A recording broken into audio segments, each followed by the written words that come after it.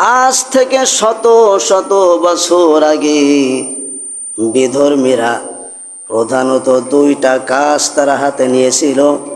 এই দুইটা কাজ যদি সমাজে, রাষ্ট্রে, দেশে দেশে, বিভিন্ন এলাকায় এলাকায়, বাড়িতে বাড়িতে যদি এই দুইটা কাজ প্রতিষ্ঠা করা যায়, তাহলে মুসলমানরা অচিরেই ধ্বংস হয়ে যাবে। কাজ কয়টা? দুইটা বিষয় তারা হাতে নিয়েছিল। দেখেন আপনারা, ওরা বাস্তবায় ওরাই সফল হয়েছে না আমরা মুসলমানেরা সমগ্র কোরআন হাদিস পড়ে আমরা সফল হয়েছি? দেখেন, এই যে কোরআন, এই কোরআন তো পৃথিবীর কোনো মানব রচিত কোরআন নয়। মানব রচিত কোরআন নাকি? আল্লাহ প্রদত্ত। তাহলে এই কোরআন দিয়ে আজকে আমরা সমাজ গঠন করতে পারছি না। আর ওরা কোনো মতে একটু এই বিষয়গুলো হাতে নিয়ে আস্তে আস্তে করে ওরা বাস্তবায়ন করেছে, আর তাই আমরা একেবারে লুফে নিয়েছি, গ্রহণ করে নিয়েছি। দেখেন, ওদের প্রথম নাম্বার উদ্দেশ্য ছিল যে এই মুসলমানদের ঘরে ঘরে, দেশে দেশে, সমাজে সমাজে, গ্রামে গ্রামে প্রথম নাম্বার যেই বিষয়টা বাস্তবায়ন করতে হবে তা হলো নাচ গানের ব্যবস্থা। কিসের ব্যবস্থা বলে? এই নাচ গান শেখানোর জন্য কোটি কোটি টাকা ব্যয় করে ওরা যুবক যুবতীদেরকে এই ধরনের নাচ গান ওরা শেখায়। কথা কি বুঝতে পেরেছেন? ওদের উদ্দেশ্য হলো মুসলমান ধ্বংস করা। উদ্দেশ্য কি? ওরা জানে যে এই মুসলমানেরা কোরআন হাদিস মতো যদি চলে, তাহলে আমরা যদি ওদেরকে আমাদের দিকে আকর্ষণ করি, যতই বলি, যতই টাকা পয়সা ওদেরকে দিই না কেন, ওরা ওই কোরআনের আকর্ষণে, আল্লাহ রসুলের আকর্ষণে আমাদের কথা ওরা শুনবে না। আমাদের কথা ওরা কি শুনবে না? তাহলে কি করা যাবে? ওদের ভিতর থেকে সর্বপ্রথম ঈমানি যে চেতনা, ঈমানি যে একটা বল, এটা দূর করতে হবে। এই ঈমানি বল দূর করে জিনা ব্যভিচারে ওরা যখনই লিপ্ত হয়ে পড়বে, তখন আর ওদেরকে বলা লাগবে না, ওরা এমনি আমরা যা করব ওরা তাই করবে। কথা বলেন? ওরা শুরু করে দিল যে নাচ গানের ব্যবস্থা করতে হবে। সর্বপ্রথম ওরা বিভিন্ন জায়গায় এই নাচ গানের শিল্পী টিল্পীদের গান বাজনা শুরু করলো। আস্তে আস্তে করে ওরা চ্যানেলে এটা ছাড়তে লাগলো। এরপরে আস্তে আস্তে মোবাইল তৈরি করে, কম্পিউটার তৈরি করে, বিভিন্ন রকম ইন্টারনেটের ব্যবস্থা করে ওরা প্রত্যেকটা মানুষের, মুসলমানদের ঘরে ঘরে, হাতে হাতে নাচ গানের ব্যবস্থা পৌঁছায় দিয়ে ওরাই সফল হয়েছে। কিভাবে? আজকে আমরা তো এই নাচ গানের পাগল। কথা বলেন? আমার মেয়ের বিবাহ, আমার ছেলের বিবাহ কি করতে হবে? বিশাল বক্স ভাড়া করে আনো, আইনে আমরা এই সপ্তাহব্যাপী একটা নাচ গানের ব্যবস্থা করি। কত সওয়াবের কাজ, কত ভালো কাজ শুরু করে দিই। তাহলে বিধর্মীরা কি বলে গেল না, এই তোমার বিবাহের অনুষ্ঠানে, ছেলে মেয়ের অনুষ্ঠানে খবরদার নাচ গানের ব্যবস্থা করবা, তা না হলে কিন্তু তোমাকে হত্যা করবো, আমরা জবই দিয়ে দেবো? কি কোনো বিধর্মীরা, অমুসলিমরা বলে গেছে না আমাদেরকে? বলে গেছে? বলে যায়নি। ওরা শুধুমাত্র এটা ছেড়ে দিয়েছে। ছেড়ে দিয়ে আমরা ওর আকর্ষণে পড়ে আমরা ওইটাই বাস্তবায়ন করেছি। তাহলে ওদের উদ্দেশ্য সফল হলো নাকি আমাদের যে উদ্দেশ্য ছিল যে ওয়াল তাকুম মিনকুম উম্মাতুন ইয়াদউনা ইলাল খায়র, একটা দল হবে যেই দল মানুষদেরকে কল্যাণের দিকে আহ্বান করবে, অসৎ কাজ থেকে মানুষদেরকে বিরত রাখবে।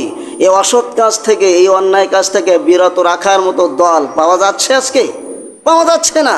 তাহলে আমরা সব ঘুমোই, আর ওদের কাজ তো ওরা করে যাচ্ছে, আর মুসলমানেরা ওইটাই গ্রহণ করেছে। তাহলে ওরা সফলতা অর্জন করেছে কি না? সবাই বলেন, ওরাই সফল হয়েছে। এইভাবে ওরা দেখলো যে এই তো ভালো কাজ। এই হলো একটা। 2 নাম্বার হলো যে এই মুসলমানদের ভিতরে একটা খেলাধুলার ব্যবস্থা করতে হবে। কিসের ব্যবস্থা? আপনারা সবাই বলেন, কি খেলাধুলা? ফুটবল খেলা, ক্রিকেট খেলা, ভলিবল খেলা, র্যাকেট খেলা, বিভিন্ন ধরনের খেলা।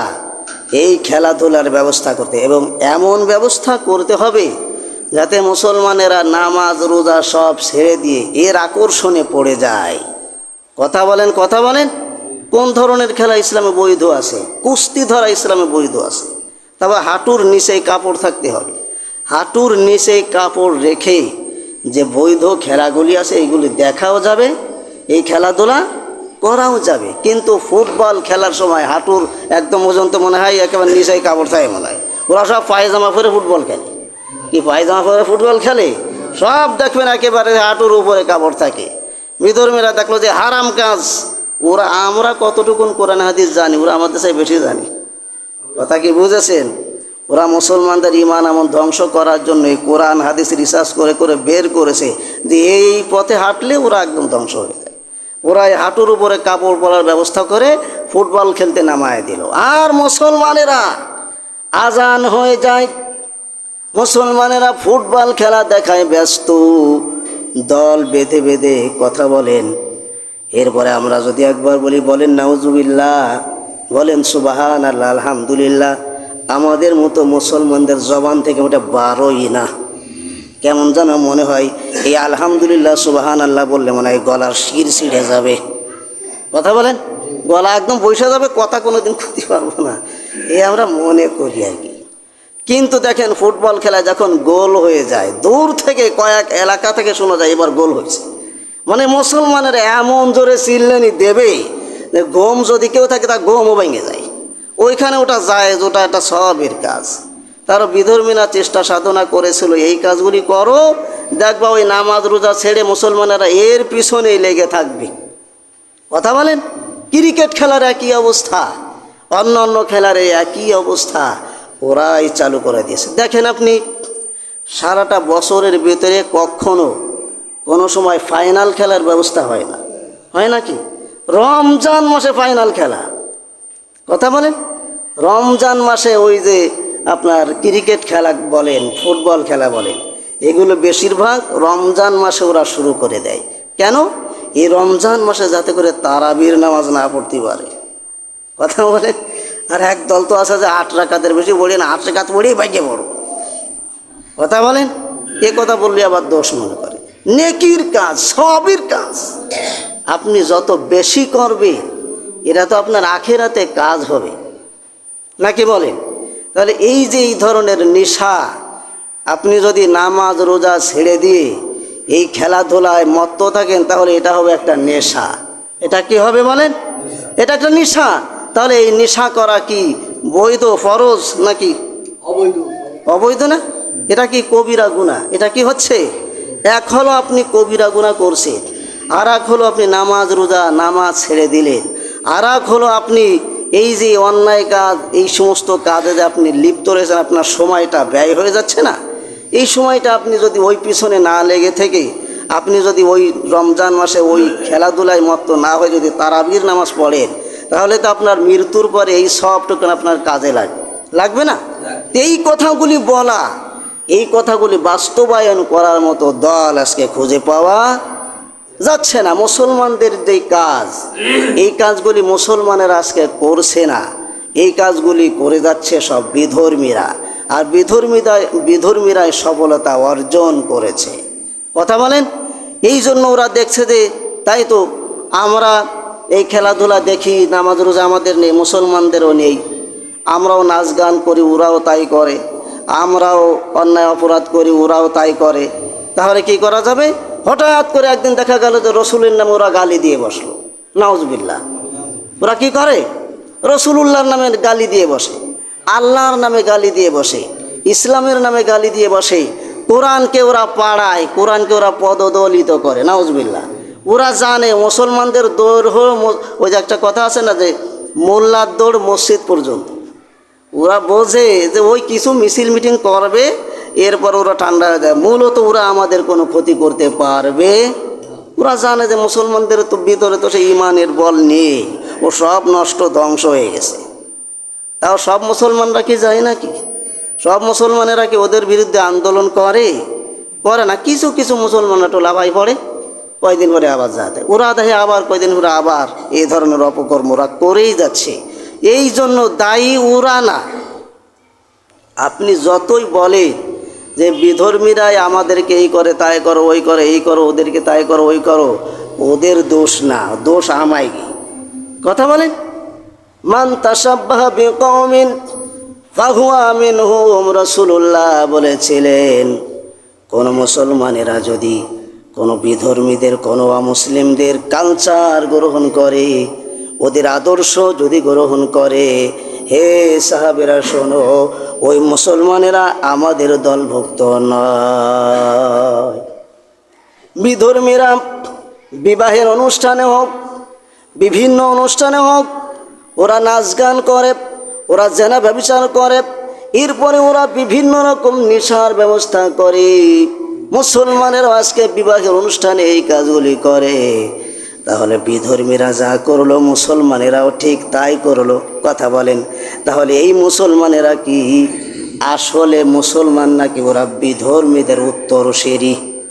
কথা বলেন, ওরা ওদের উত্তরসূরি। নামে আমি মুসলমান, আমার বাপদাদা মুসলমান ছিল, কিন্তু কর্মকাণ্ড তো ওদের মতোই আমি করছি।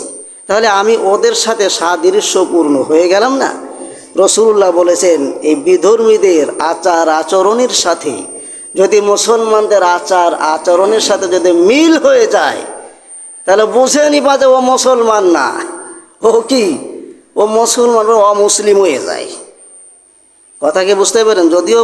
যদিও মৃত্যুবরণ করার পরে আমরা মিল্লাতি রসুল্লাহ, বিসমিল্লাহি আলা মিল্লাতি রসুলিল্লাহ, আমরা রসুলুল্লাহর মিল্লাতের উপরে কবরটা দিয়ে আসছি, কথা বলে আসতেছি, অথচ আল্লাহ বললেন, রসুলুল্লাহ বললেন যে ও তো মিল্লাতি রসুলুল্লাহ বলে তো তোমরা দিলে, আসলে তো দুনিয়ায় থাকা অবস্থায় মিল্লাতে রসুলুল্লাহর উপরে ও চলিনি, ও তো মিল্লাতে ইহুদি খ্রিস্টান বিধর্মীদের মিল্লাতে চলেছে।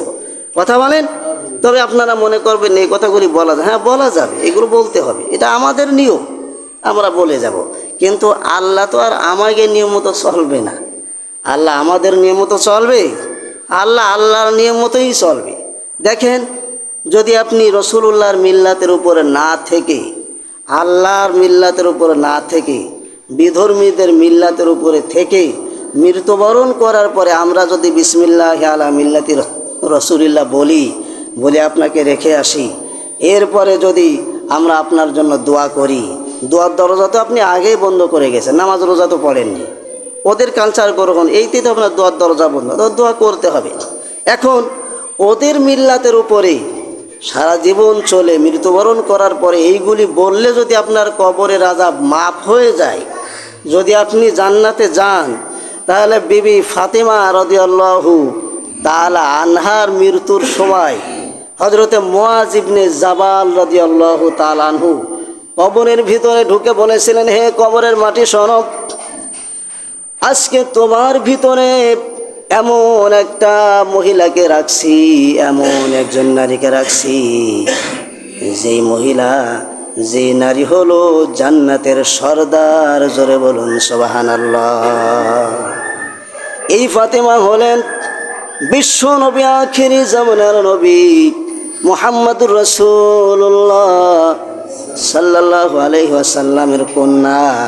হে মাটি, খবরদার, এই ফাতেমার সাথে কোনো বেয়াদবি আচরণ করবে না।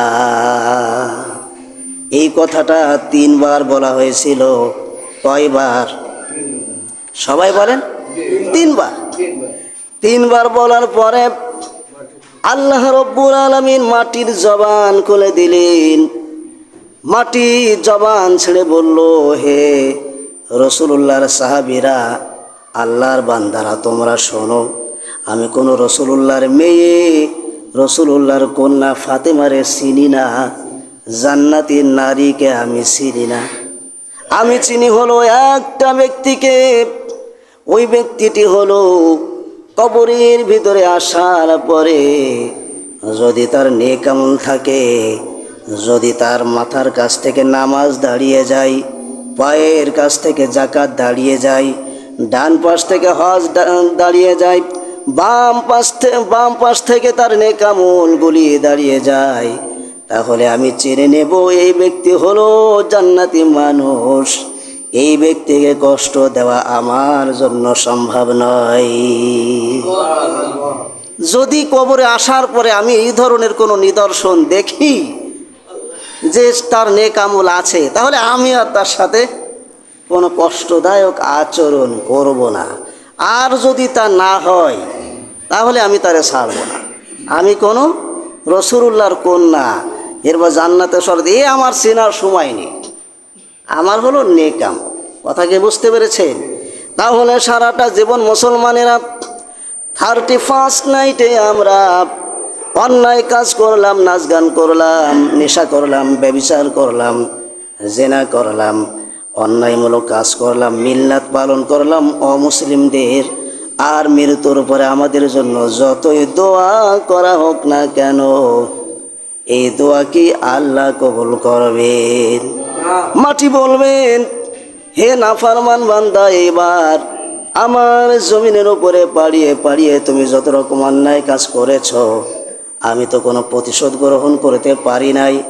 এই মাটি আল্লাহর দরবারে একদিন আবেদন করলেন, আয় আল্লাহ তাআলা, আমার একটা আবেদন আছে। কি আছে? আমার একটা আবেদন আছে। কি আবেদন? মাটির আবার কি আবেদন? আল্লাহর দরবারে মাটি আবেদন করলো।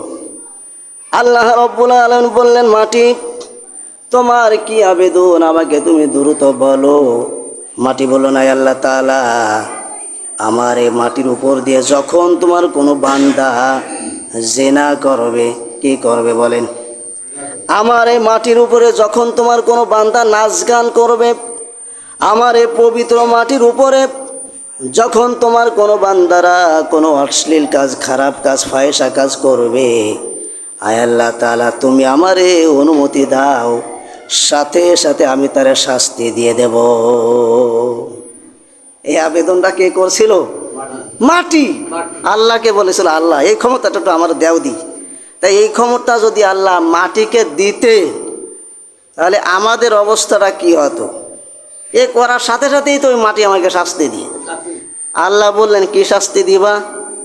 তখন মাটি বলল, আয় আল্লাহ তাআলা, শাস্তি হলো আমি যখনই দেখবো যে কোনো অন্যায় কাজ করছে, তখন হয় আমি এত গরম হয়ে যাব যে তার পায়ের তলা চামড়া, রক্ত, এরপরে গোশতগুলি, হাড়গুলি সব গলে গলে পড়ে যাবে, নষ্ট, ধ্বংস হয়ে যাবে, আর জমিনে চলার কোনো শক্তি ওর থাকবে না। আমি এত গরম হয়ে যাব। আল্লাহ রব্বুল আলামিন যেই দিন কিয়ামত কায়েম হবে, ওই দিন আল্লাহ তাআলা মাটিকে অনুমতি দেবেন আর বলবেন, এইবার তুমি গরম হয়ে যাও। আল্লাহ, মাটি যখন আল্লাহর কাছে আবেদন করলেন, তখন আল্লাহ তাআলা মাটিকে বললেন যে না, এখন না, এখন এই কাজ করা ও একটা সময় তোমারে আমি দেব। ওই সময়টা হলো কিয়ামত যখন শুরু হবে, ওই ব্যবস্থা আমি তোমারে করে দেব, গরম তামা হয়ে যাবা। ওই সময় দেখবা যারা অপরাধ করেছিল ওরা আর এই জমিনে চলতে পারবে না। পারবে? এই জমিনকে আল্লাহ কি বানায় দেবেন? তামা বানায় দেন। কোনো মুশরিক, কাফের, বিনামাজি ব্যক্তি এই জমিনে দৌড়ায় দৌড়ায় আর চলতে পারবে।